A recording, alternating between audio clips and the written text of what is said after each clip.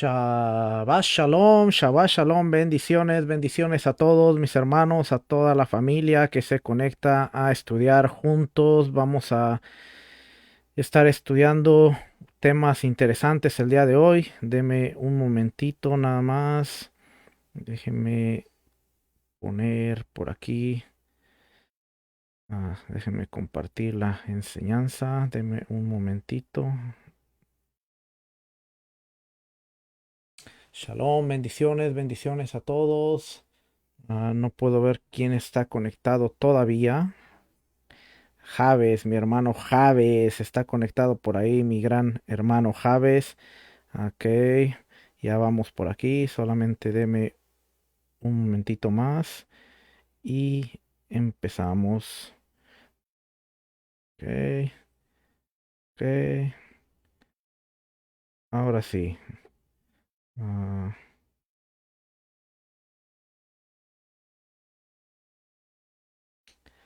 Ahora sí, shalom, bendiciones, Shabbat shalom, a Javes, Javes Figueroa, mi hermano. Un abrazo, bendiciones, bendiciones a todos. Estamos contentos de estar nuevamente en este Shabbat, el día de el Señor, el día que el Señor está cubriendo. Gracias, mi hermano, gracias. Esas coberturas son muy buenas, hermano, se te agradece, agradece. Así es que ah, eso es algo interno entre Javes y yo. Así es que, familia, shalom, bendiciones, bendiciones. Estamos contentos de estar nuevamente, como cada semana, trayendo la porción bíblica, trayendo el estudio de la Torá, el estudio de la Escritura. Así es que hoy, esta semana, tenemos dos porciones bíblicas, dos parashots, que son Aharei Mot, después de la muerte, y Kedoshim, del cual vamos a estar desarrollando. Vamos a estar hablando un poquito acerca de el contexto. No vamos a entrar mucho en detalle en sí en lo que es el día de Yom Kippur, porque hoy en la tarde vamos a seguir hablando de todos estos temas. Así es que, familia, bendiciones, bendiciones. Vamos a empezar entonces. Hoy tenemos dos porciones muy interesantes, Aharei Mot y Kedoshim. Vamos a hablar un poquito acerca sobre el día de reconciliación. Así es que Ahareit Mot Kedoshim, Ahareit Mot es después de la muerte y Kedoshim es santos. Aharei Mot, la porción de la Torá, de la Escritura, se encuentra en Vayikra, libro de Levítico, capítulo 16, versículo 1 al capítulo 18, versículo 30. La porción de la Haftará, los profetas, los libros históricos, Amós, capítulo 9, versículo 7 al versículo 15, y Ezequiel, capítulo 22, versículo 1 al 16. El Brit Hadashah, los evangelios, las cartas apostólicas, escritos del primer siglo, Nuevo Testamento, Primera de Corintios, capítulo 6, versículo 9 al versículo 20. Kedoshim, la porción de la Torá, de la Escritura, se encuentra en Vayikra, libro de Levítico, capítulo 19 al capítulo 20, versículo 27. Y la porción de la Haftará, los profetas, libros históricos, se encuentra en Ezequiel, capítulo 44, versículo 15 al 31. Y el Brit Hadashah, evangelios, cartas apostólicas, libro de Lucas, capítulo 14, versículo 12 al 24.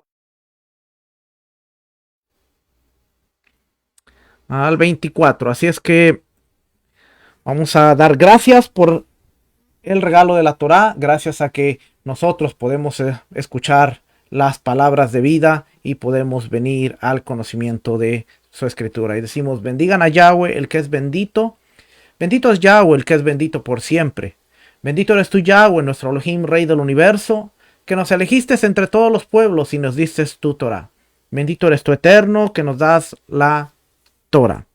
En hebreo diría Barhu et Adonai Mevorach, Baruch Adonai Mevorach Leolam Baed, Baruch Atar Adonai Elohenu Melech Haolam, Asher Baharbanu Mikol Ha'amin, Benatan Lanu et Torato, Baruch Atar Adonai Noten Ha-Torah. Amén, amén. Así es que vemos en el capítulo 16, Aharei Mot, después de la muerte de Nadab y Abiú. Y empieza diciendo el capítulo 16 de Levítico, habló Yahweh a Moisés, después de la muerte de los dos hijos de Aarón, cuando se acercaron delante de Yahweh y murieron. Y Yahweh dijo a Moisés: di a Aarón, tu hermano, que no en todo tiempo entre en el santuario detrás del velo, detrás del propiciatorio que está sobre el arca, para que no muera, porque yo apareceré en la nube sobre el propiciatorio. Mira, una de las cosas que vamos a ver es que el capítulo 16 retoma de alguna manera el capítulo 10, porque en el capítulo 10 vemos la muerte de Nadab y Abiú. Y hablamos, cuando fue la porción, hablamos un poquito acerca de estos dos muchachos que habían sido consagrados 7 días, habían pasado el ritual de purificación, Moisés los había instruido, habían pasado todo el entrenamiento que requerido para ellos oficialmente convertirse en los representantes de Dios, los que iban a venir, iban a acercar a Israel a la presencia de Dios. Ellos eran sacerdotes, su papá era el sumo sacerdote, pero de alguna manera ellos estaban en la línea de descendencia para recibir el sumo sacerdocio. Eventualmente ellos se convertirían en sumos sacerdotes, ya que eran los hijos mayores de Aarón. Pero vemos que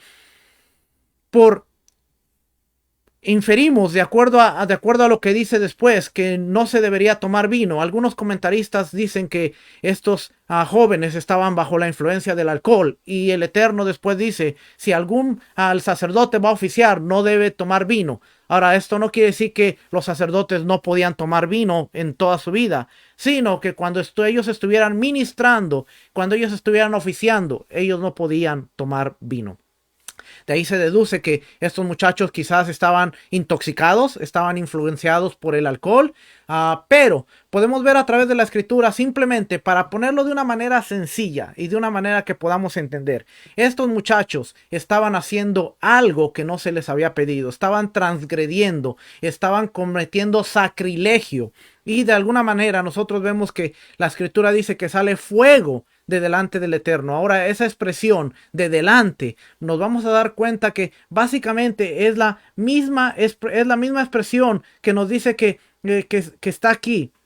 Fíjese, dice aquí: di a Aarón y a tu hermano que no en todo tiempo entren en el santuario detrás del velo, delante del propiciatorio que está sobre el arca, para que no mueran, porque yo apareceré en la nube sobre el propiciatorio. Delante. ¿Qué significaba estar delante del Todopoderoso? ¿Qué significaba estar delante de Dios? Tener acceso al lugar más santo y poder entrar al lugar santísimo. Estos muchachos cometieron sacrilegio, hicieron algo que no tenían que hacer. ¿Por qué? Porque el incienso solamente le correspondía ofrecerlo al sumo sacerdote. Entonces ellos estaban haciendo algo que no les tocaba hacer. Como consecuencia, vemos que Moisés dice: saquen el cuerpo. Aarón, tú quédate aquí, no llores, no hagas luto. Eleazar, no lloren. Imagínense qué tremendo es esto, que tú ves que tus hijos mueren porque transgredieron el espacio sagrado, mueren, pero tú como padre no puedes despedirte de ellos, no puedes darles el último adiós. Tú tienes que, ¿por qué? Porque era portador de la santidad del Eterno. Y le dice: y la unción está sobre ustedes, la unción está sobre ustedes, sobre su ropa, que no pueden salir fuera del campamento. Entonces lo sacan. Israel obviamente se da cuenta que los hijos de Aarón salen y saben el motivo y la razón por la cual están siendo sacados y han muerto, han transgredido, han cometido sacrilegio, han violado el mandamiento de Dios. Entonces ahora vemos que dice: habló Yahweh. Imagínense esta escena. Ya vimos que el capítulo 11, 12, 13, 14, 15 tiene que ver con pureza. Dios está hablándoles acerca de la pureza, lo que significa estar impuro, lo que significa estar puro. Pero ahora Dios quiere hacer llegar su mensaje y dice: habló Yahweh después de la muerte de los hijos de Aarón. Y le dice: cuando se acercaron delante de Yahweh y murieron, y Yahweh dijo a Moisés: di a Aarón tu hermano que no en todo tiempo entre en el santuario detrás del velo.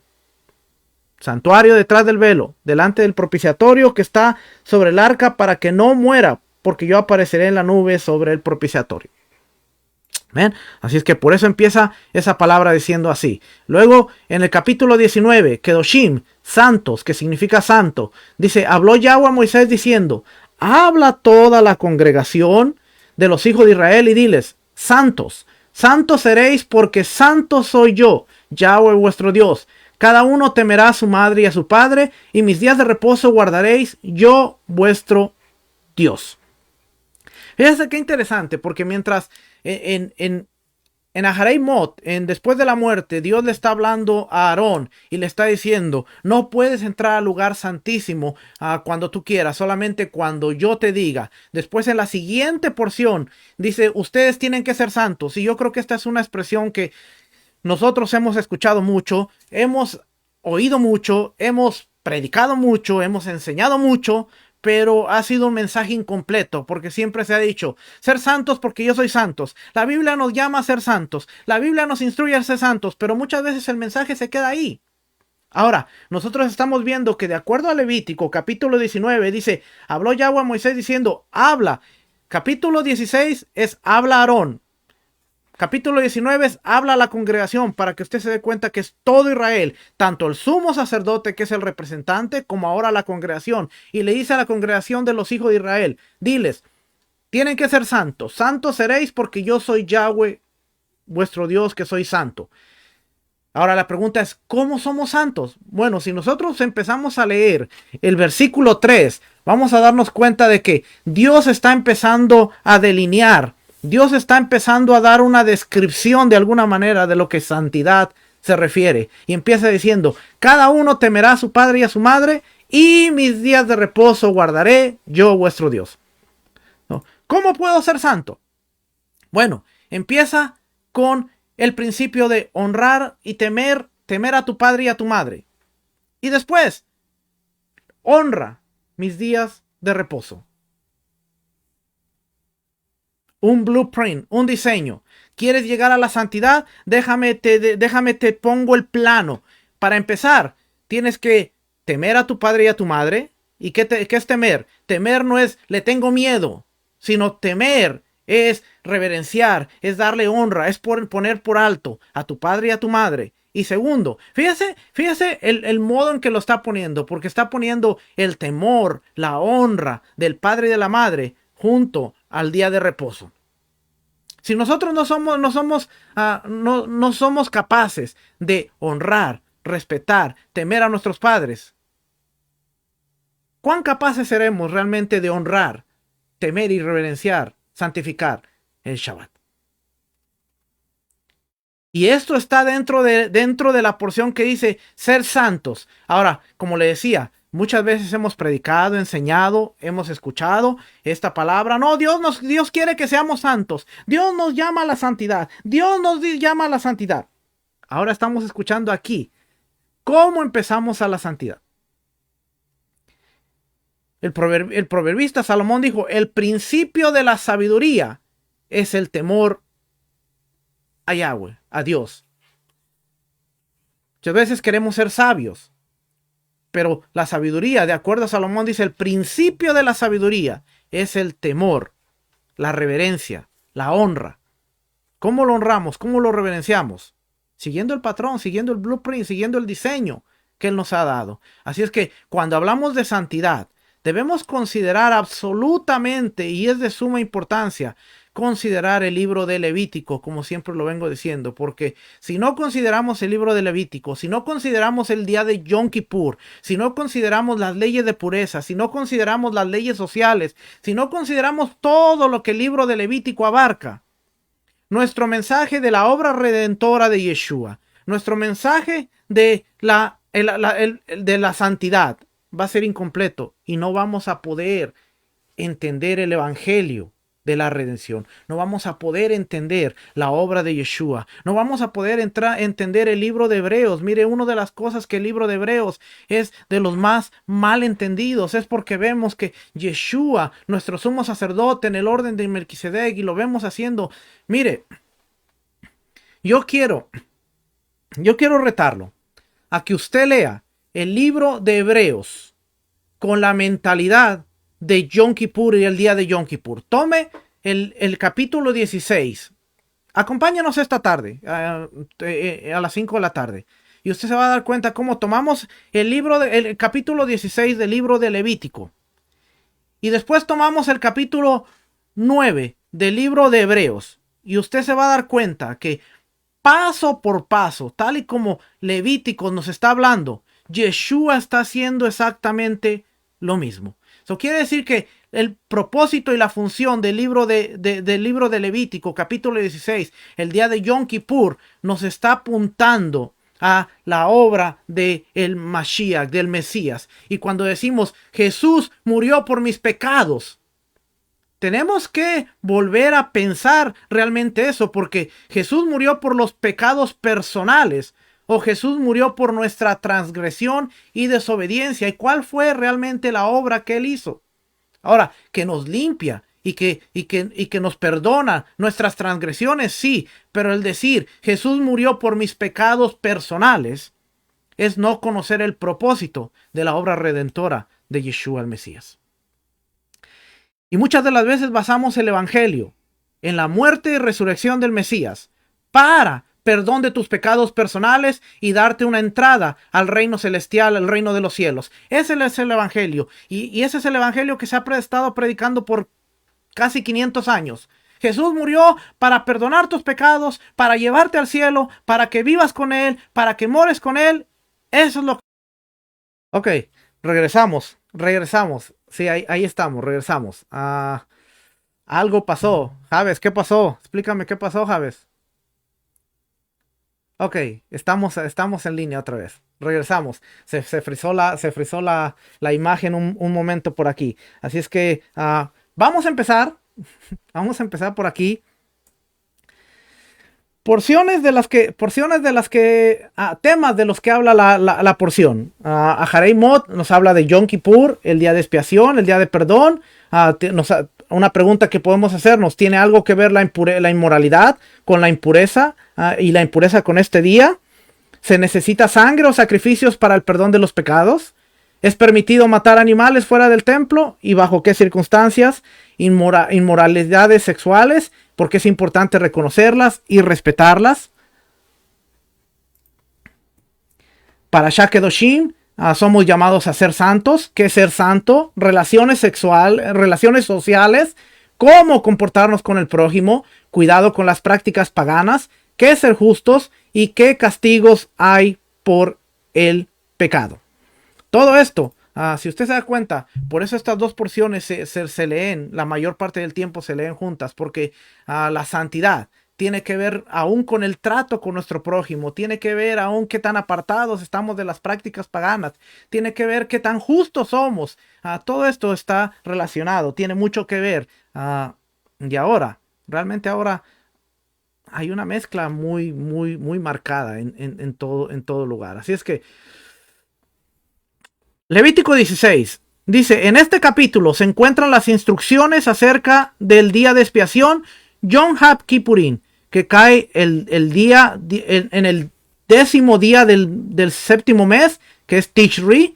Ese día fue el único de todos los días del año cuando el gran sacerdote podía entrar en el lugar santísimo y presentar incienso y sangre ante la presencia de Yahweh. El propósito de ese acto es hacer una limpieza general de los pecados y de las impurezas de Israel que se habían acumulado en el tabernáculo durante todo el año. Okay. Es el día 10 del mes séptimo, el mes de Tishri, el mes hebreo, que viene siendo entre septiembre y octubre de nuestro calendario. Ese es el único día en que el sumo sacerdote, podía... Si alguien entraba en el santuario estando impuro, lo contaminaba. Podían haber entrado ahí sin darse cuenta de que estaban impuros, o alguien podía haberse olvidado de que estaba impuro en el momento de entrar. Por esto Yahweh instituye este día de expiación para purificar los objetos del tabernáculo terrenal. Mire, una de las cosas que vemos aquí dice: Yahweh instituye el día de expiación para purificar los objetos del tabernáculo terrenal. ¿Por qué? Porque si alguien entraba en el santuario estando impuro, lo contaminaba. Podían haber entrado ahí sin darse cuenta de que estaban impuros, o alguien podía haberse olvidado de que estaba impuro en el momento de entrar. El santuario se contaminaba. ¿Y qué era? ¿Se contaminaba de qué? De impurezas. Por lo tanto, se necesitaba un día que lo limpiara, un día que limpiara todo.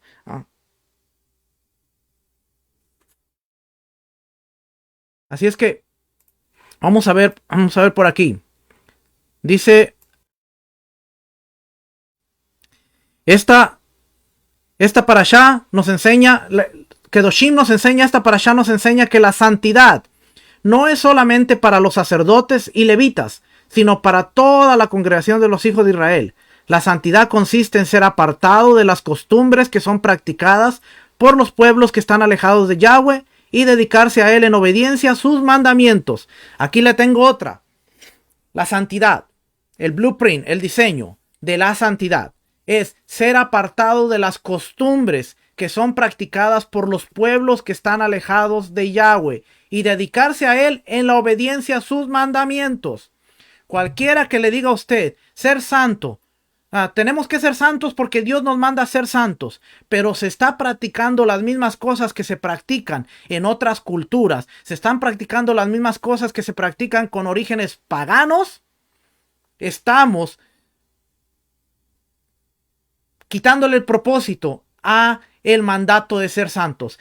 Cualquier persona que le diga, tenemos que ser santos porque Dios nos manda a ser santos, cualquier persona que le diga, la Biblia nos dice que tenemos que ser santos, pero que le diga, ya no tenemos que guardar los mandamientos y ya no tenemos que ser obedientes porque la gracia no es suficiente y nos da el acceso ya a no cumplir con los mandamientos judíos, no tiene el verdadero sentido y propósito de lo que es santidad. Santidad en la función bíblica. Santidad en la definición bíblica la vamos a encontrar en que tenemos que ser apartados de las costumbres que son practicadas por los pueblos. Y una de las cosas que tenemos que hacer es hacer una auditoría.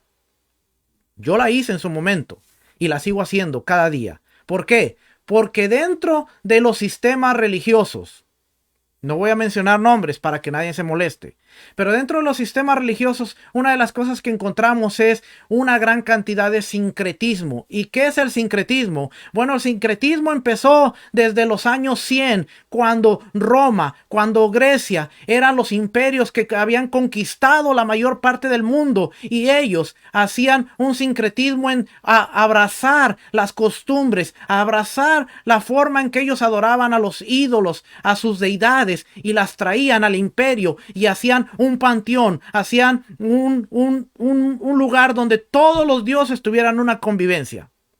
El cristianismo y el judaísmo por un tiempo se impusieron a esto porque se opusieron a esto porque ellos adoraban al único Dios verdadero, adoraban al Dios de Abraham, de Isaac y de Jacob. Pero con el tiempo, aún el cristianismo empezó a entrar mucho del sincretismo, empezó a entrar mucha de la mezcla. Y le voy a poner un ejemplo.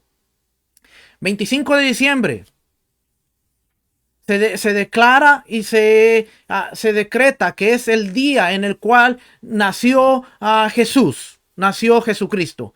Todo mundo vamos a celebrar el 25 de diciembre porque es el día que nació Jesús.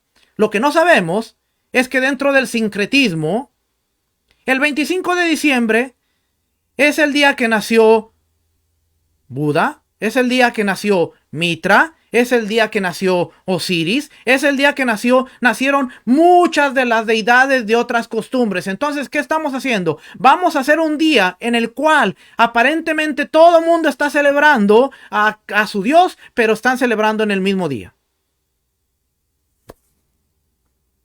Y eso es sincretismo. Y no hablemos de las demás cosas, solo es para que usted tenga un ejemplo. Ahora cuando decimos, estamos celebrando el 25 de diciembre porque fue el día que nació Jesús. Bueno, bíblicamente, ¿podemos probar qué día nació Jesús? Sí. Y bíblicamente yo le voy a decir que Jesús no nació el 25 de diciembre. Pero de acuerdo a la tradición y de acuerdo a la costumbre que aún fue establecida por los padres de la iglesia, estamos celebrando el 25, el mismo día que se le celebra a Mitra, el mismo día que se le celebra a Osiris, el mismo día que se le celebra a Buda, el mismo día que se le celebra. ¿Por qué? Porque esta era la finalidad de Roma. Esta era la finalidad de Grecia. Hacer que todo el imperio, los pueblos que ellos estaban conquistando se acercaran y pudieran tener algo en común. ¿Qué es el nuevo orden? Nuevo orden mundial que quiere. Tener una religión en la cual todos se puedan unir. Piensen igual. Tengan los mismos valores. Tengan el mismo sistema de creencias. Entonces, ¿qué es santidad? Santidad consiste en ser apartado de las costumbres que practicadas por los pueblos que están alejados de Yahweh. Si usted y yo seguimos haciendo y seguimos celebrando y seguimos viviendo de la misma manera que las costumbres de los pueblos que no obedecen a Yahweh, no estamos entendiendo el concepto de santidad. ¿Ven? Si es que ser santos, porque yo soy santo. ¿Qué significa? Bueno, significa en ser apartados de las costumbres. El mismo Padre dijo, cuando entréis en la tierra, no preguntéis cómo ellos adoran, no preguntéis cómo ellos sirven, porque ustedes son un pueblo apartado, ustedes son diferentes. Vimos la semana pasada que la impureza es un impedimento. Ser limpio significa encontrarse en un estado adecuado para acercarse a Dios en adoración. Ser impuro significaba que la persona no podría hacer esto a causa de su situación. No se trataba en sí de un pecado, sino se trataba de una condición. Tú tienes una impureza, tú tienes una suciedad, tú tienes una mancha que el mismo Dios Santo no puede permitir. Por lo tanto, no puedes acercarte a Dios. Esa fue la gracia por la cual Adán y Eva no murieron. Adán y Eva transgredieron una orden, transgredieron un mandamiento. No coman del árbol que está en medio del huerto, el árbol de la ciencia del bien y del mal. Porque el día que de él coman no mueran. El día que de él coman ciertamente morirán. Ahora le pregunto, ¿Adán y Eva murieron? No. Pero tenían una mancha que el mismo Dios que caminaba con ellos ahora ya no podía hacerlo, ya no podía caminar con ellos. Por tanto, la gracia que Dios les tiende a Adán y Eva es sacarlos del perímetro de santidad, sacarlos del espacio sagrado, sacarlos del lugar donde la santidad habitaba para que ellos no murieran por el contacto que ellos iban a tener con esa santidad, siendo impuros, teniendo una mancha, teniendo una mancha de rebelión a través de desobedecer un mandamiento. Y para que ellos no perecieran, Dios los saca del huerto, los exilia, pone los querubines a la entrada. Pero Dios empieza a trabajar en un plan para que la humanidad pueda volver a regresar al Edén y pueda volver a tener contacto con la santidad. Y uno de esos motivos es el sumo sacerdote, que ahora a través de este servicio de Yom Kippur podía traer a la humanidad, podía traer a Israel bajo sus hombros y podía regresar al espacio de la santidad donde iba a estar con el Creador, poder regresar al huerto donde estaba la santidad y poder tener contacto con el Creador. Por eso Pablo escribe en Romanos y dice, nosotros estábamos destituidos de la gloria de Dios. ¿Cuándo usted y yo estábamos destituidos? Cuando Adán y Eva fueron sacados, fueron destituidos, la humanidad completa fue destituida. Entonces usted y yo estamos en ese Adán y Eva que fueron destituidos, y Pablo dice, por cuanto estábamos destituidos de la gloria de Dios, estábamos alejados, pero Dios nos acercó. ¿Cómo? A través de Yeshua el Mesías, nos acercó nuevamente al huerto del Edén. ¿Y cuándo sucedió eso? ¿Cuándo Yeshua entró al lugar santísimo? Cuando él murió y resucitó. Y nos dice el libro de Hebreos, él entró al lugar santísimo, y en lugar de la sangre del macho, en lugar de la sangre del becerro que Aarón ponía sobre el arca, Yeshua entra y pone de su sangre para decir, a través de esta sangre, yo estoy reconciliando a la humanidad para que tengan acceso a tu presencia y puedan gozar de la presencia del Creador. Así que decir, murió por mis pecados, suena un poquito egoísta. A decir, murió para la reconciliación de la humanidad y para que yo pudiera tener acceso nuevamente a la santidad del Padre.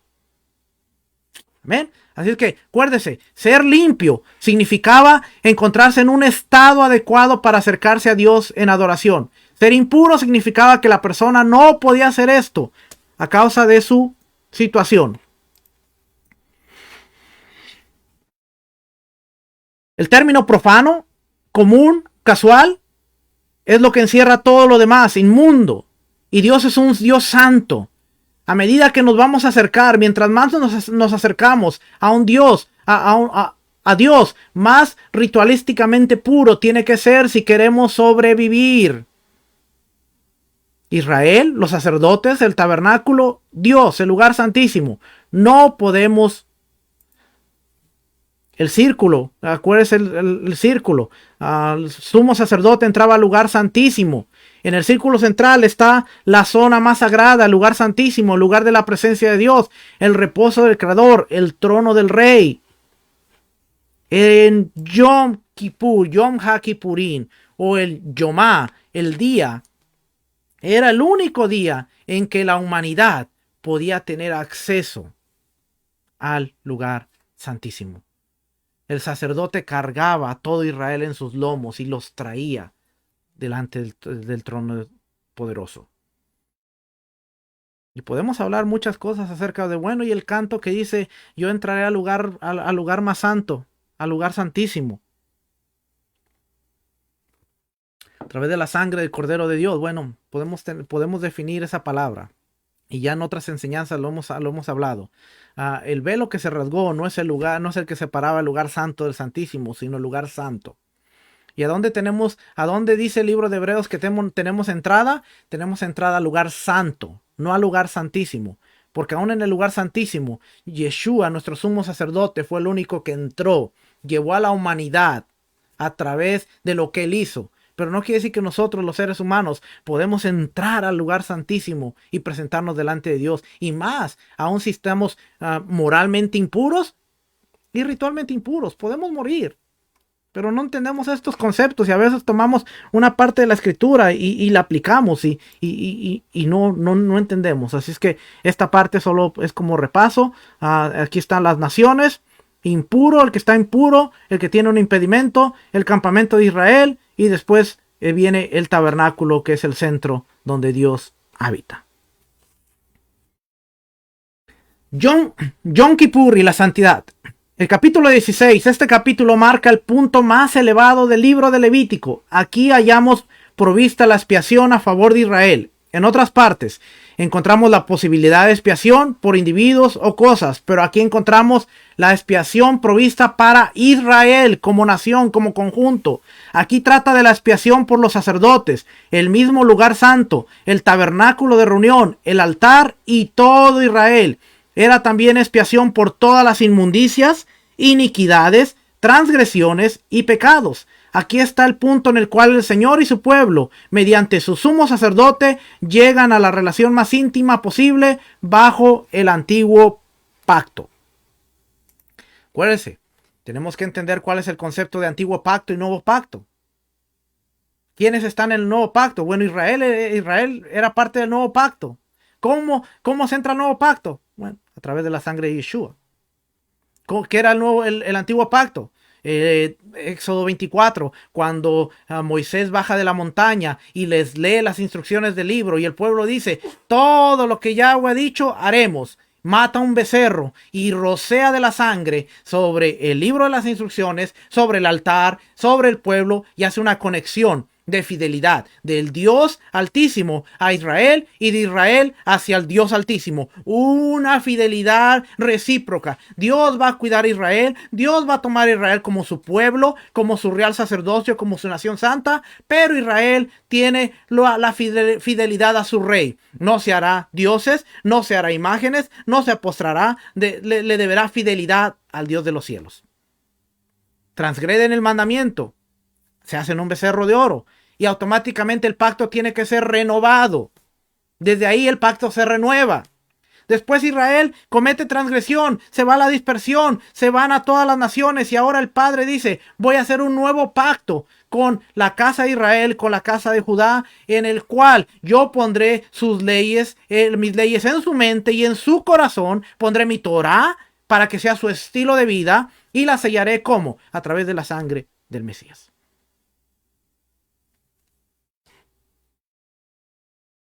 ¿Ven? Entonces,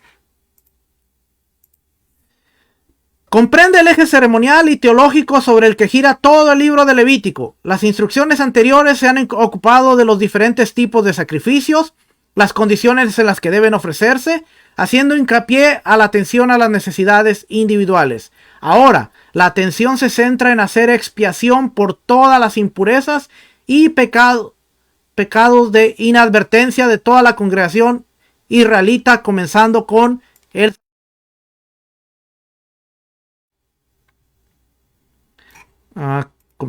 sacerdocio. La seriedad de esta ocasión es indicada. Oiga lo que dice aquí. La seriedad de esta ocasión es indicada inmediatamente por la referencia de la muerte de los dos hijos de Aarón cuando se acercaron delante de Yahweh y murieron. El ritual de este capítulo haría posible el acercamiento del sumo sacerdote a la presencia del Señor sin que ocurriera una tragedia. Se pide a Moisés que le recuerde a Aarón que ni aún el sumo sacerdote podía acercarse a Dios directamente y por su voluntad. 6 meses después de la celebración de la Pascua, se instruyó al pueblo a afligirse, después de lo cual el sumo sacerdote haría expiación por ellos. Al igual que la Pascua, esta ceremonia debía celebrarse anualmente y marcó la ocasión en que toda la comunidad se movilizó ante Dios en un acto de conjunto confesión y expiación.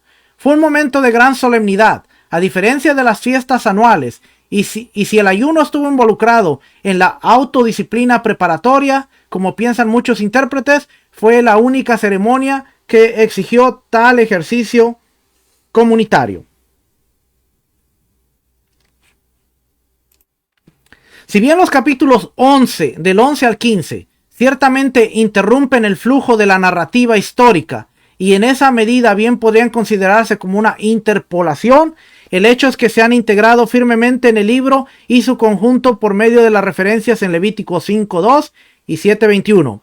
El pasaje anterior en Levítico 10.10 prepara al lector para la distinción detallada entre especies limpias e inmundas en el capítulo 11, mientras que los capítulos 12 al 15 aplican el mismo tema a situaciones sociales. Todo está conectado.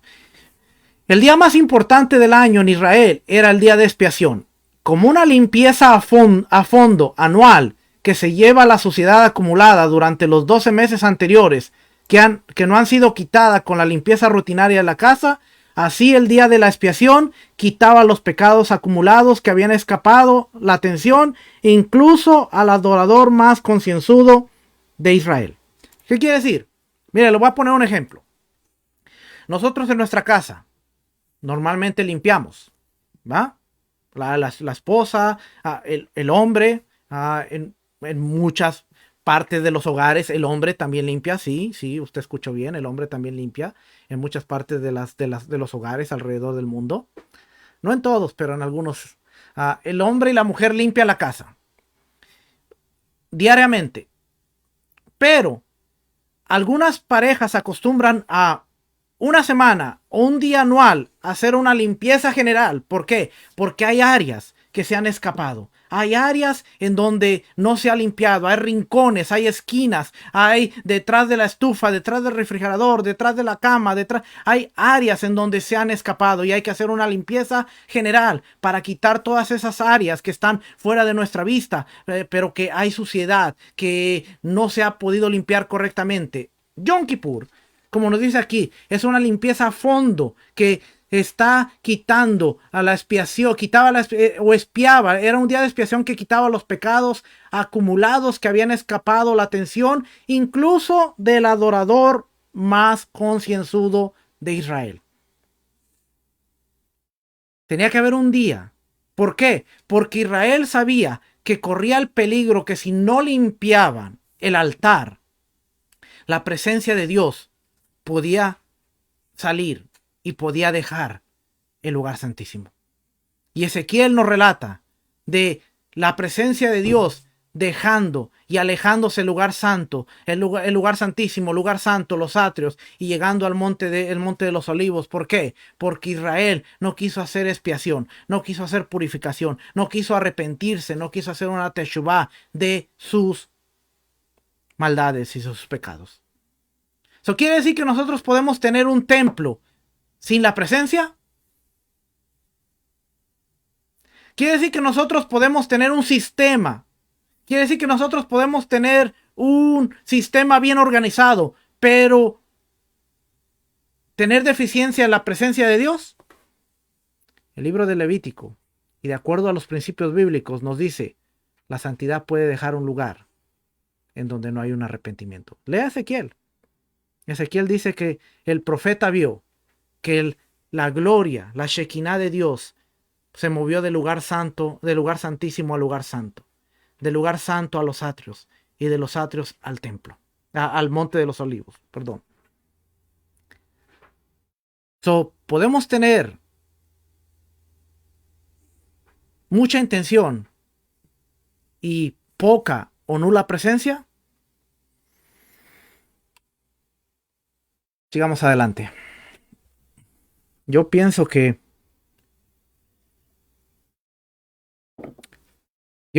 por eso hay algunas formas de ministrar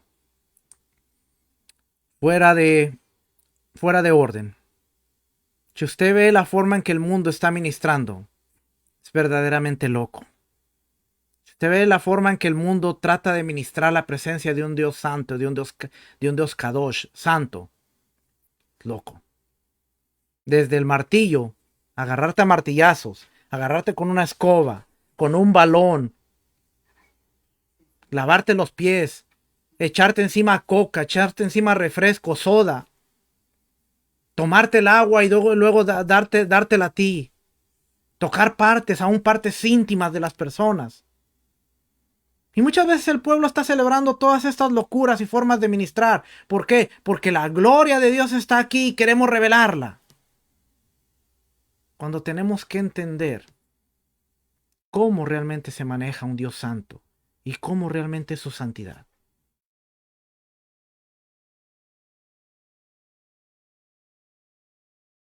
La descripción más completa de este día ocurre en Levítico 16, que establece una serie de instrucciones bastante detalladas. Aunque el Señor se dirige a Aarón a través de Moisés, el pueblo de Israel también es receptor, al igual que el sumo sacerdote. Al final de este capítulo queda claro el vosotros, en el versículo 29, del 29 al 34 del capítulo 16, que se refiere a la comunidad entera de Israel. No solo a Aarón, sino a toda la comunidad. Si alguien entraba al lugar santísimo y se exponía al riesgo de que la santidad de Dios se desatara y lo matara. Por lo tanto, Aarón debía acercarse a la presencia majestuosa de Dios con extrema precaución, tal y como resalta en el hebreo enfático, que se ha perdido con la traducción. El Señor no dice simplemente Aarón podrá entrar en el lugar santo con esto, sino más bien en el hebreo original diría Aarón solo podrá entrar de esta forma.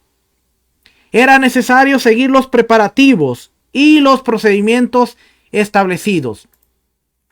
Lo quiere decir que Dios le está diciendo a Moisés, Aarón solo puede entrar al lugar santísimo de esta forma. Hay reglas, hay normas. Cualquiera que entre fuera de tiempo, fuera de lugar o de la forma incorrecta, va a morir. ¿Por qué? Porque el Señor, nuestro Dios, es amor. Pero también hay una partecita donde dice es fuego consumidor. Y cuando usted lee la historia de Nadab y Abiú, dice que salió fuego de delante, salió fuego del lugar santísimo, salió fuego de delante de Yahweh y los consumió. El Señor es fuego consumidor. Si una cosa que tenemos que entender hoy en este tiempo, hermano, es esa partecita de que nuestro Dios sigue siendo un Dios de fuego consumidor. Dios es amor, Dios nos ama, Dios ama al pecador, sí, pero existe la parte de que si nosotros seguimos necios en vivir de manera desordenada, también Dios es un Dios de fuego consumidor. Y era necesario que seguir los preparativos y los procedimientos establecidos. Leemos que Aarón, al presentar la ofrenda por el pecado, hará pues expiación por el lugar santo. ¿Ve? Dice por el lugar santo, a causa de las impurezas de los hijos de Israel y a causa de sus transgresiones por todos sus pecados. Versículo 16, capítulo 16, dice que al entrar a hacer expiación por el lugar santo, a causa de las impurezas de los hijos de Israel, a causa de sus transgresiones por todos sus pecados. ¿Por qué hizo expiación Yeshua? A causa de la transgresión nuestra, por nuestros pecados. ¿Y la transgresión de qué? De la Torá. Por eso Colosenses dice que él clavó en la cruz el acta de los decretos que nos era contraria.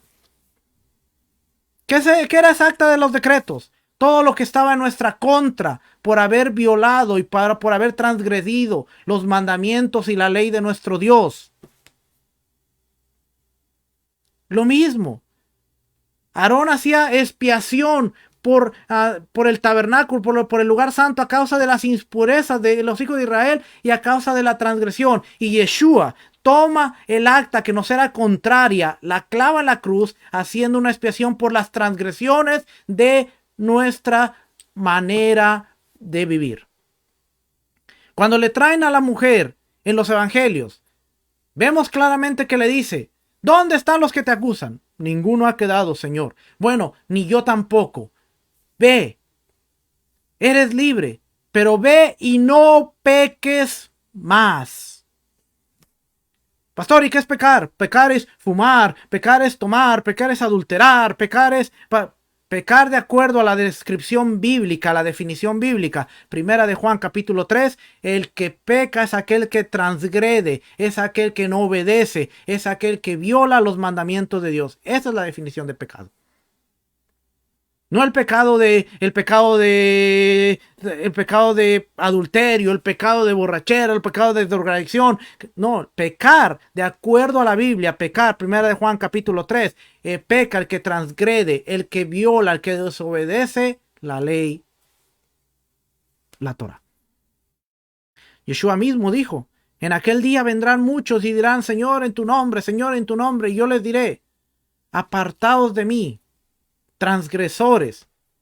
La palabra anomía es que han violentado, que han transgredido, hacedores de mi maldad, hacedores de maldad, que es transgredores, anomía, que han desobedecido, que no han obedecido mis mandamientos. ¿Ven? Así que por eso vemos que Aarón entraba al lugar santo a causa de las impurezas de los hijos de Israel y a causa de sus transgresiones por todos sus pecados. Asimismo, el versículo 19 dice que al rociar la sangre del novillo en el altar, Aarón lo limpiará y lo santificará de las impurezas de los hijos de Israel. No les, sino lo. El versículo 20 dice que Aarón hará expiación por el lugar santo.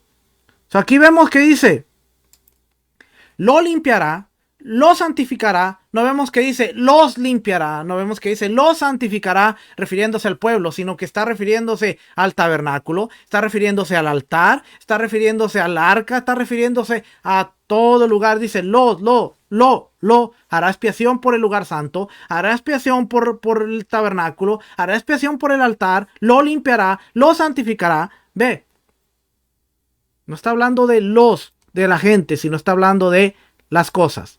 Así que la parte esencial del ritual se trataría entonces de purificar el santuario de las contaminaciones más que de perdonar los pecados del pueblo.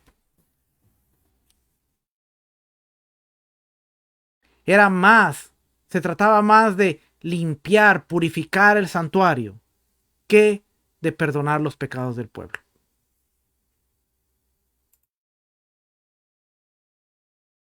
Tradicionalmente se ha creído que la expiación significaba lo segundo, o sea, perdonar los pecados, y apuntaba a la forma en la que se salda la deuda del pecado y se expía con un sacrificio sustitutivo. Pero Jacob Milgrom y otros están convencidos de que en los textos rituales de Levítico, el significado que se pretende es limpiar o borrar, y lo que se limpia no es el pecador, sino el santuario que había sido contaminado por la impureza ritual.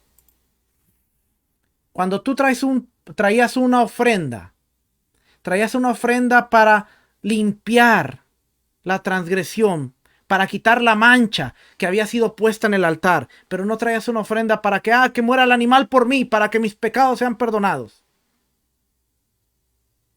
Entonces sí, la muerte del animal no garantizaba el perdón de los pecados, sino la gracia del Todopoderoso.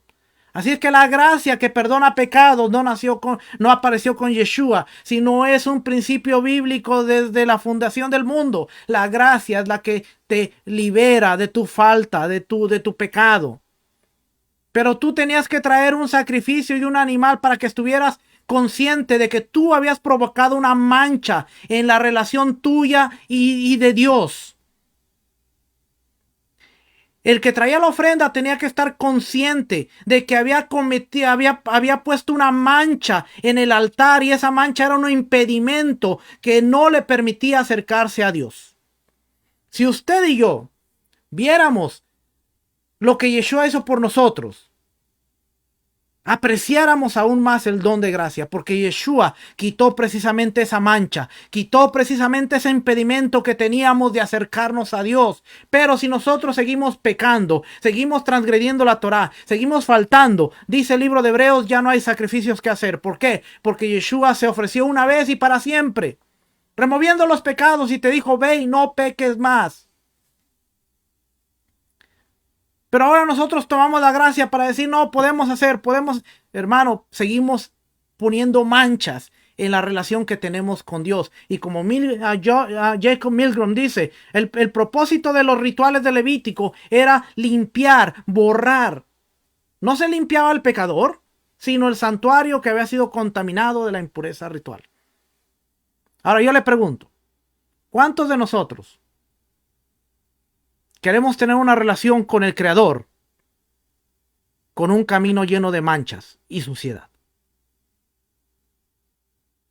Porque aunque no hay templo, aunque no hay altar, aunque no hay los principios de Levítico, los principios bíblicos se siguen aplicando. ¿Por qué? Porque Yeshua nos hizo una conexión no con el altar terrenal, sino con el altar celestial. Y el altar celestial está de pie. Y la sangre de Yeshua está ahí. Y la conexión está ahí. Pero nosotros seguimos poniendo manchas a lo que ya Yeshua limpió. Así que va más allá de solamente perdonó mis pecados. Porque ese perdonó mis pecados nos hace: puedo seguir pecando y Él me va a seguir perdonando. Y puedo seguir pecando y Él me va a seguir perdonando. Tiene que ver con la mancha que no me permitía acercar a Dios. La limpió. Tengo un don inmerecido. Puedo acercarme a Dios. Puedo acercarme al Creador. Pero si yo sigo pecando, yo sigo añadiendo manchas. Como una es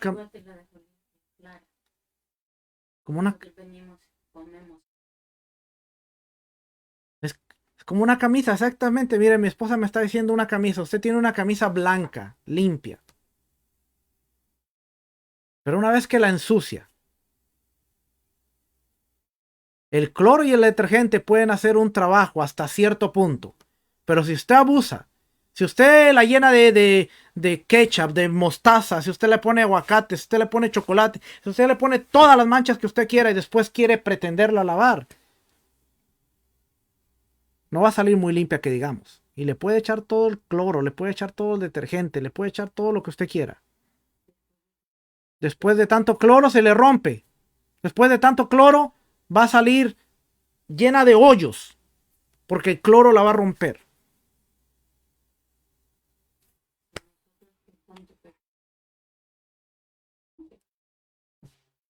Nosotros con tanto pecado y pecado, después viene Dios, que es un poderoso detergente y un poderoso blanqueador, y dice, para que puedas volver a ser blanco y puedas volver a ser restaurado, te tengo que romper, te tengo que hacer pedazos y tengo que formarte de nuevo.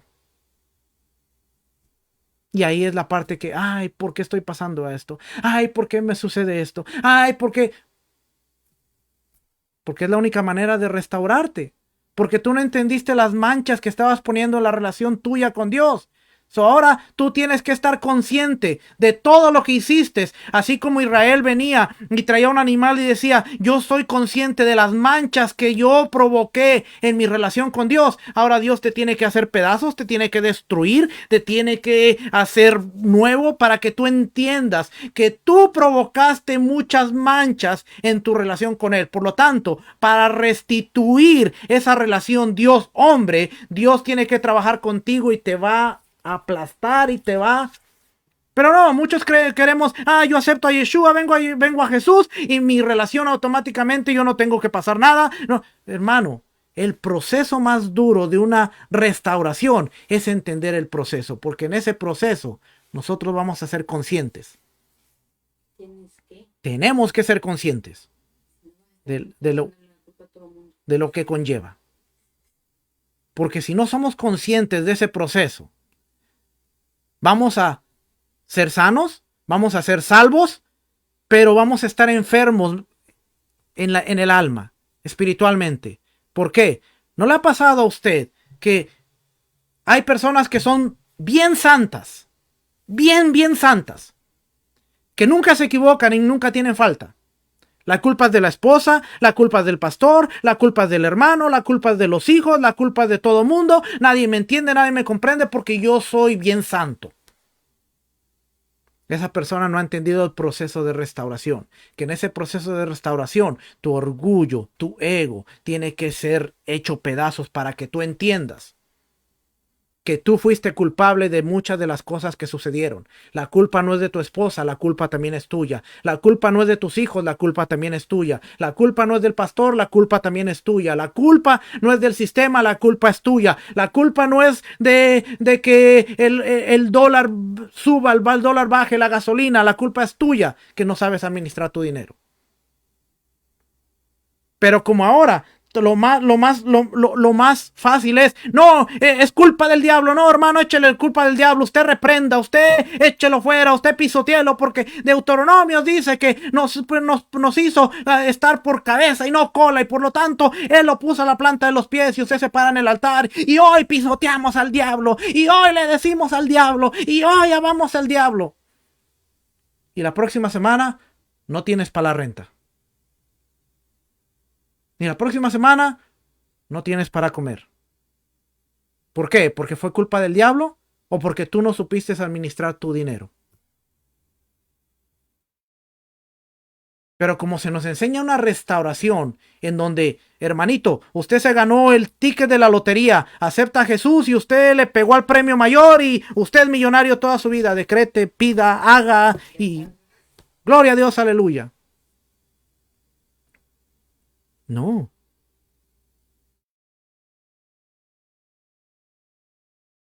Shalom a mi hermano Ezra, ahí qué gusto, mi hermano. Así es que entonces, por eso ya Jacob Milgrom dice, él está convencido de que en los textos rituales de Levítico el significado que se pretende es limpiar o borrar. Y lo que se limpia no es el pecador, sino el santuario que había sido contaminado por la impureza ritual. Qué diferente es verlo de esa manera, ¿va? Yeshua murió, sí, para perdonar mis pecados, pero no murió por mis pecados. Murió para restaurar mi relación con Dios, de la cual ahora yo soy responsable de mantener pura. Porque Él me dio acceso al Padre, quitó la mancha, quitó lo que me impedía, pero ahora yo soy responsable de mantenerla así. Yo soy responsable, absoluto, de mantener mi relación con el Señor pura. Además se dice que esta visión es consistente con la manera en que los sacerdotes veían el mundo. El santuario era un microcosmos del mundo, y si había impurezas ahí, reflejaba que el mundo en sí era impuro y que su estabilidad estaba bajo amenaza. Por lo tanto, cuando se limpiaba el santuario, se volvía a la normalidad y volvía a la estabilidad no solo de la salud espiritual del pueblo, sino también del mundo que Dios había creado. Mire, esta era la forma en que ellos veían las cosas. No como usted y yo. Ellos entendían que el santuario era el microcosmos del mundo. Si había impurezas en el santuario, era que reflejaba que el mundo era impuro y que su estabilidad estaba en amenaza. ¿Sabe por qué hay tanto caos en el mundo? ¿Sabe por qué hay tanto caos en los sistemas y en los países y en el mundo entero? Es porque nosotros hemos menospreciado nuestra relación con Dios. Y la sociedad es solamente un reflejo de nuestra relación con el Padre. Nada más. Durante mucho tiempo se han levantado o se han enseñado a jóvenes en una relación tibia, en una relación en donde todo es permitido, en una relación en donde la gracia es lo mejor que le puede pasar. ¿Y qué pasa ahora? Jóvenes destruyendo monumentos, jóvenes creando caos, jóvenes haciendo y deshaciendo lo que quieren porque ellos saben que pueden obtener lo que ellos quieren. ¿No es eso el reflejo de nuestro sistema? No, hermanito, no, usted es un vencedor. Usted hable la palabra, usted pídala, usted decrétela, porque Romanos capítulo 11 dice, es pues la certeza, la fe de lo que se espera, la convicción de lo que no se ve. Hermano, usted háblelo y le será hecho. Todos los jóvenes dicen, yo me salgo con la mía. Alaba. Todo esto lleva a Jacob Milgrom, a decir que hay dos ritos diferentes en el día de expiación. Uno que purifica el santuario de la impureza ceremonial a través de una ofrenda de purificación, y otro que hace expiación por la culpa moral del pueblo a liberar el macho cabrío expiatorio. Yo veo ahí la diferencia. La sangre que entraba purificaba el altar, el tabernáculo, lugar santo, lugar santísimo, y el chivo expiatorio era realmente el que se llevaba la pureza a la expiación por la culpa moral del pueblo. Vamos a hablar un poquito acerca de Azazel. Algunos creen que la palabra Azazel viene de dos palabras hebreas, que es chivo, y azal, es azal, que significa, azal significa soltar y apagar.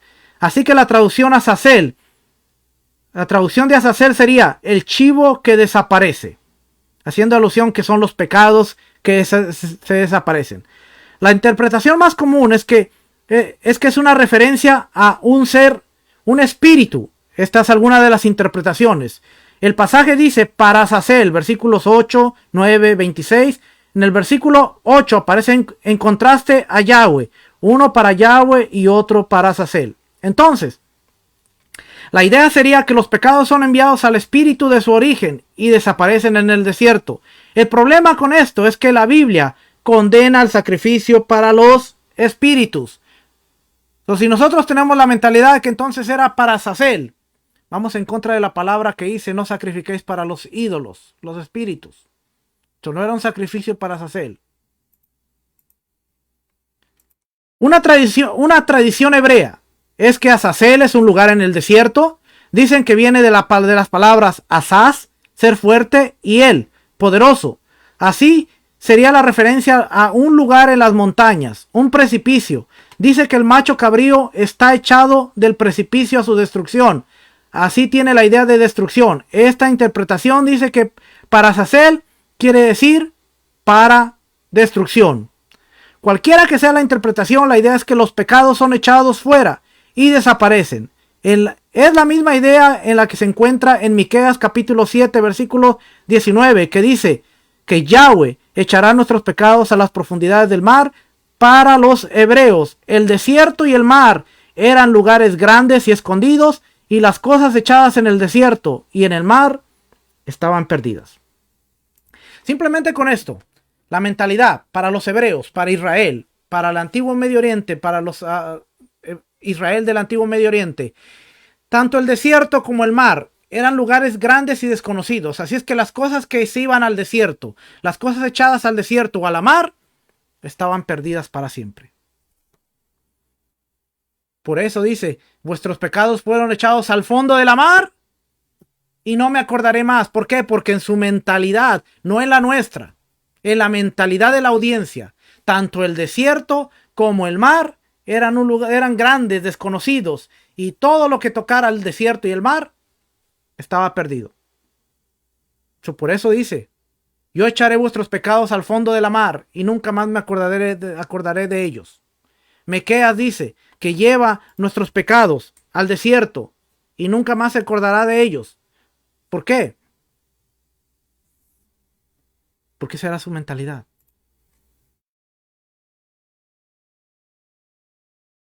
Vamos a hablar un poquito de contexto. Fíjese, Cercano Oriente, una cantidad de rituales eteos muestra la transferencia del mal a un animal que entonces es echado lejos. En algunos casos se consideraba al animal como una ofrenda para aplacar a los dioses o un tipo de sacrificio a los dioses, pero en otros es simplemente un medio de eliminar lo malo. Los rituales mesopotámicos que transferían la impureza a menudo veían al animal como un sustituto del individuo, que entonces llegaría a ser el objeto del ataque demoníaco en lugar de la persona. En el ritual Asaki Marsuti, para la fiebre, el macho cabrío, que era sustituto del enfermo, era echado al desierto. Oiga, esto es el contexto. Todos estos diferían significativamente de la práctica israelita, en que eran actuados por medio de encantamiento, o sea, recitando palabras de poder. Un concepto totalmente ausente en el ritual israelita. No había encantamiento, no había palabras. Además, la práctica israelita no exhibía ninguna intención de aplacar la ira de una deidad o un demonio, aunque era la motivación más común en los rituales del Cercano Oriente. Las demás naciones lo hacían. Los Mesopotamia, dice, tomaban a un chivo. Si la persona estaba enferma, transferían la enfermedad al animal y la mandaban al desierto, para que el ataque del demonio ya no fuera sobre la persona, sino fuera sobre el animal. Ahora, ¿por qué esto es bien significativo? Porque acuérdese que en el cercano Medio Oriente, los pueblos veían todo como que los dioses eran los que tenían control de la naturaleza y de todo lo que sucedía. Y por eso ellos hacían sus sacrificios, hacían sus ritos y así tenían su sistema de creencias basado en que los dioses eran los que regían la vida. Si llovía, era porque el dios de la lluvia le placía mandar lluvia. Si había cosecha, es porque la madre tierra, es porque Acera, es porque la tierra había sido fértil y había que rendirle tributo. Si venían cosas malas, eran porque los espíritus, los demonios, venían y atacaban a las personas. Pero en Israel no hay indicios. Hasta antes del primer siglo, hasta antes de la dispersión, de que ellos le atribuyeran las cosas negativas a los demonios. Sino más bien ellos sabían que venían cosas malas a la vida como consecuencia de haber transgredido los mandamientos. Y si usted lee de Deuteronomios 28, 29 y 30, usted se va a dar cuenta que en ningún momento dice que los diablos y los demonios y los espíritus van a venir sobre usted, sino dice, estas maldiciones vendrán sobre los que no guarden los mandamientos.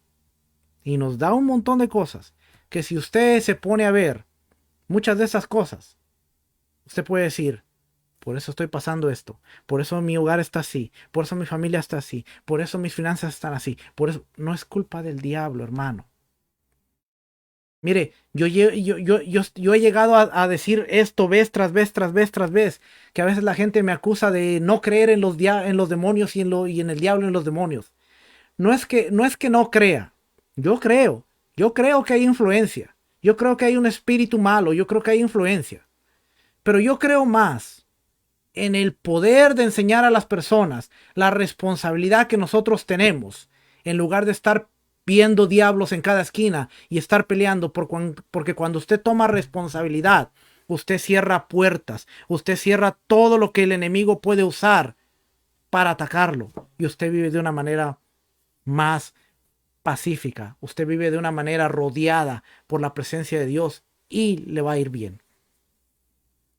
Contrario a que si yo le diga, no, no, sí, mi hermanito, todo es culpa del diablo. No, mire, reprenda, mira, ¿por qué se te está cayendo el internet ahorita? No, porque es el diablo. No, porque el diablo está influyendo ahí. No, porque el diablo. Hermano, se está cayendo el internet porque hoy es Shabbat. Porque hoy alrededor del mundo hay un chorro, cientos de pastores, maestros enseñando y la red está saturada. Claro que cuando tú llegas, se te va a caer de algún modo.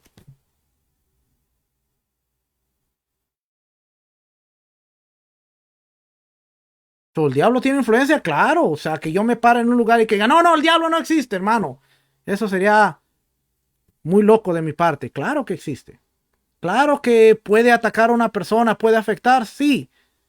Pero puede afectar más cuando usted le está abriendo las puertas.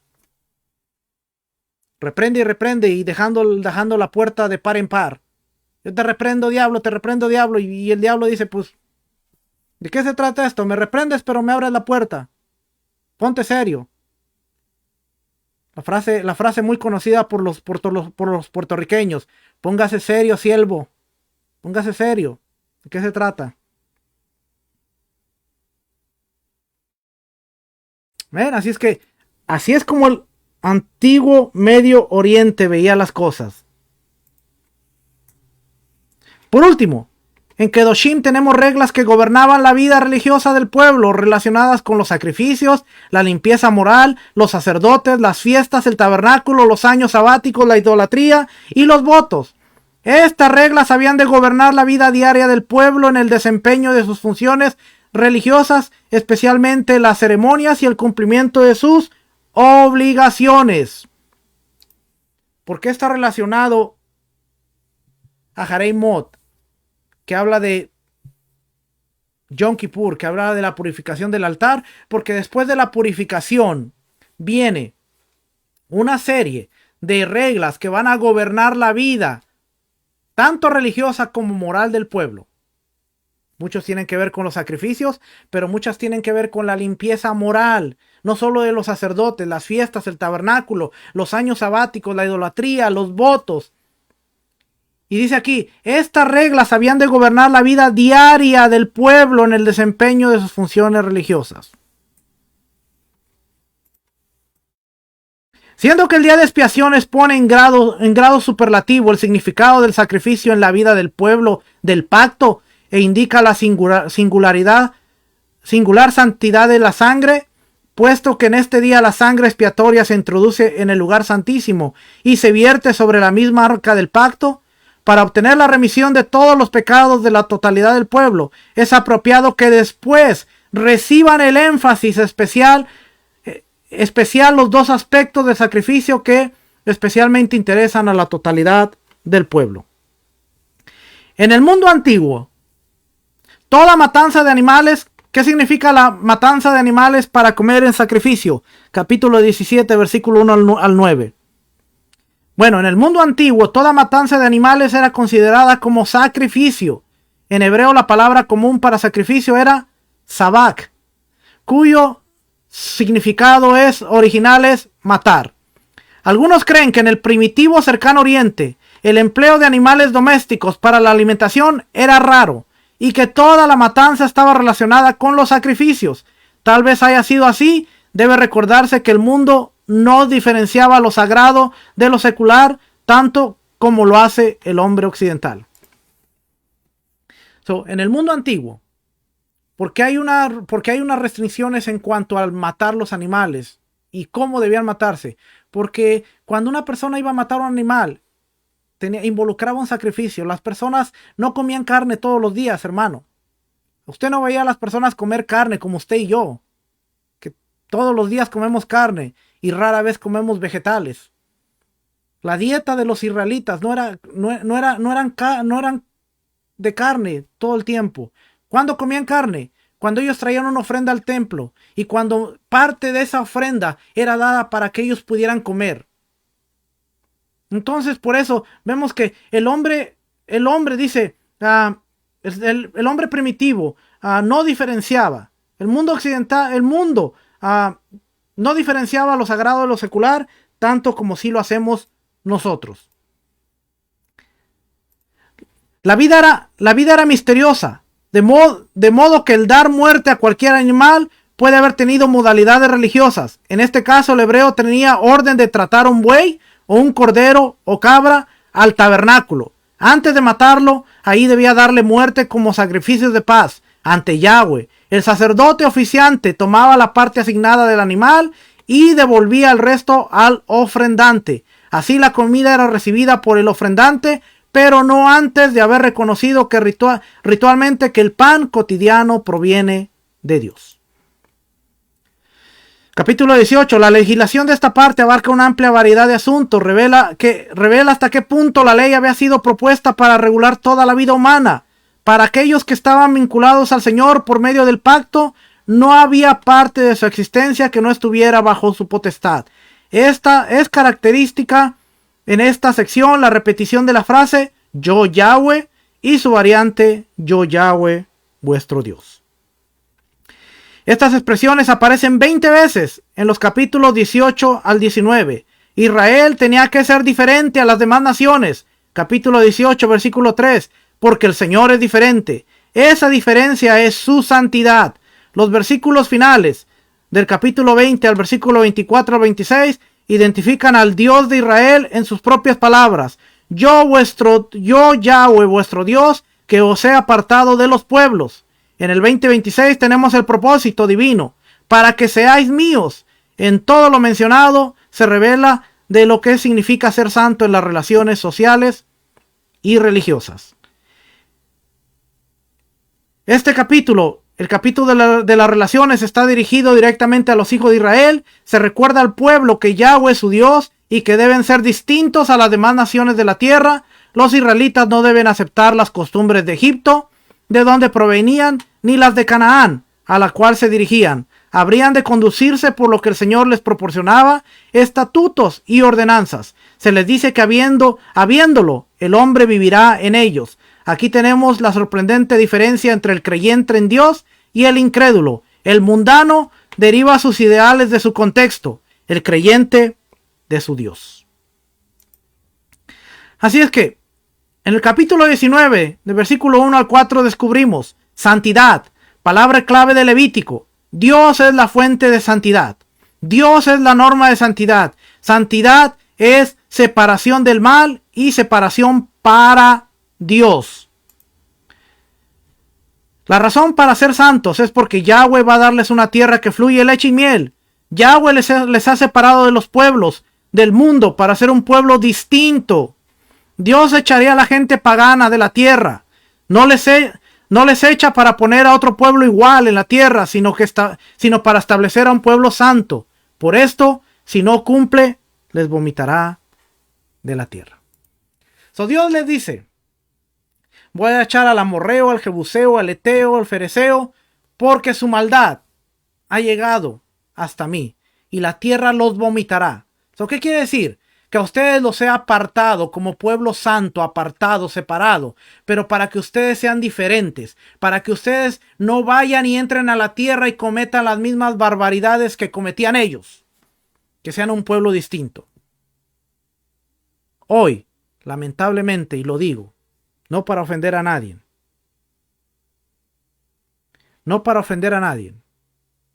pero hoy, hermanos, hoy hablar de cristiano no hace diferencia. Y le estoy diciendo,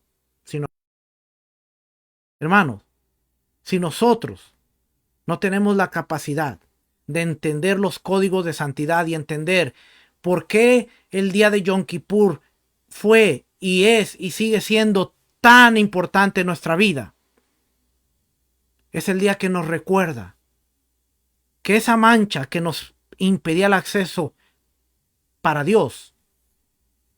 La gracia de Yeshua la limpió para que pudiéramos encontrar remisión por nuestros pecados, para que pudiéramos tener una relación con el Padre, pero esa relación se vive a través de los códigos de santidad.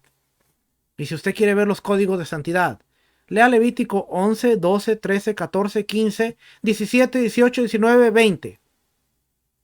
Porque solamente a través de entender estos conceptos vamos a entender qué es santidad. Tenemos que dejar Dios dice, hasta llegar al monte de los olivos. Mano, podemos estar engañándonos nosotros, diciendo, Dios está con nosotros y estamos viviendo en santidad, cuando la presencia de Dios está muy lejos. Familia, ¿qué más podemos decir? El internet nos dio lata hoy.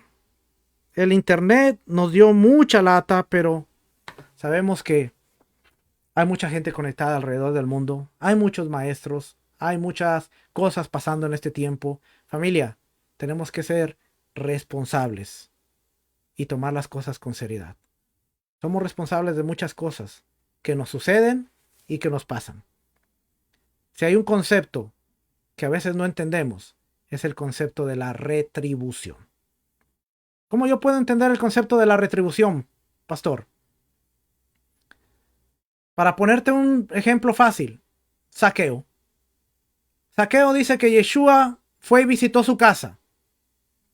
Y automáticamente Zaqueo vio y dio fruto de ese arrepentimiento como haciendo retribución. A todos los que he robado, a todos los que he insultado, a todos los que he hecho mal, voy a devolverles con creces. Voy a pagarles y voy a pagarles con creces. ¿Cómo es la retribución? Al que tú ofendiste y al que tú hiciste mal, tienes que retribuirle, hermano. Y a veces se nos va a pasar factura de las cosas que hicimos. Amén. Familia, conéctese esta tarde para seguir estudiando. 5 de la tarde a 7 de la tarde tenemos nuestro segmento de la historia del cristianismo o el cristianismo a través de la historia. Y mañana tenemos nuestro segmento de Torah, no Torah, Torah un estilo de vida. No, el blueprint de la Torah con mi hermano y amigo Javes Figueroa. Así es que familia, nada, cuídese, que el Eterno le bendiga, que el Eterno le guarde, que el Eterno haga resplandecer su rostro sobre cada uno de ustedes. Les amamos y acuérdese, Dios demanda de nosotros santidad, pero una santidad que tenga orden, estructura y forma, y no solo unas palabras de, yo soy santo, yo vivo en santidad, tenemos que entender qué es santidad. Familia, shalom, bendiciones, Shabbat.